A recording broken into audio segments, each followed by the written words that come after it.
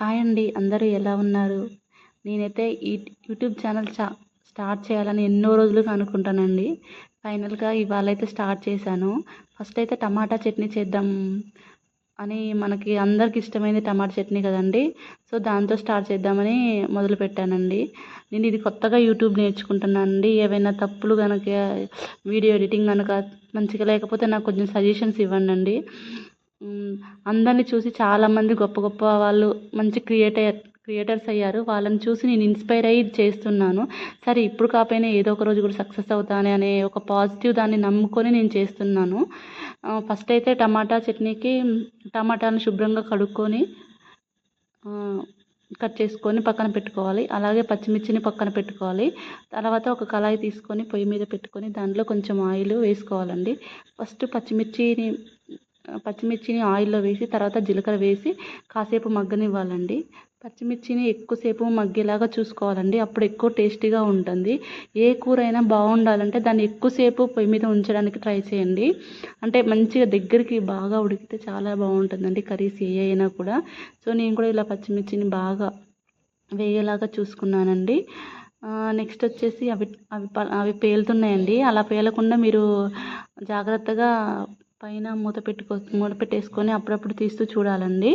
ఇంకొకటి ఏంది అని అంటే, ఏ వంటకాయలైనా చేసేటప్పుడు లేడీస్ జాగ్రత్తగా ఉండాలి అండి. ఇంకోటి అయితే నెక్స్ట్ పచ్చిమిర్చీలు అయిన తర్వాత నేను దాన్ని వేరే బౌల్లోకి తీసుకున్నాను. వేరే బౌల్లోకి తీసుకొని నెక్స్ట్ ఈ ఆయిల్లో ఏంటంటే టమాటాలు వేసుకోవడమేనండి. అదే ఆయిల్లోనే సరిపోతుందండి. అదే ఆయిల్ మిగతా వాటికి కూడా సరిపోతుంది. అదే ఆయిల్లో టమాటాలు వేసుకొని ఒక 10 మినిట్స్ దాకా ఉడికించుకోవాలండి. మళ్ళీ అయితే అదే కడాయిలోనే టమాటాలు వేసుకున్నాను. దాంతోపాటు నిమ్మకాయ అంత చింతపండు వేసుకొని బాగా కలుపుకోవాలండి. ఇదేంటి అంటే ఈ కూర అంతా ఈ టమాటాలన్నీ వాటర్ పోయి అదంతా దగ్గరికి అవుతుంది.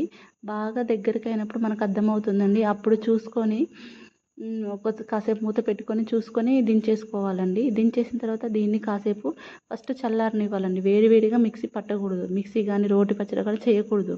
కొంచెం దగ్గరగా చల్లారాలి. ఇది చూసారు కదండి ఎంత దగ్గరగా అయిందో. ఈ మిశ్రమాన్ని కాసేపు చల్లారించుకోవాలండి. కాసేపు పక్కన పెట్టుకోవాలి. పక్కన పెట్టుకుని కొంచెం ఇంకా వాటర్ గుంజి కూడా ఇంకా దగ్గరకు అవుతుందండి. ఇలా నేను టమాటాలు పక్కన పెట్టుకొని కాసేపు చల్లార్చుకున్నానండి. ఈ చల్లార్చుకున్న టమాటాలను మిక్సీలోకి తీసుకున్నాను.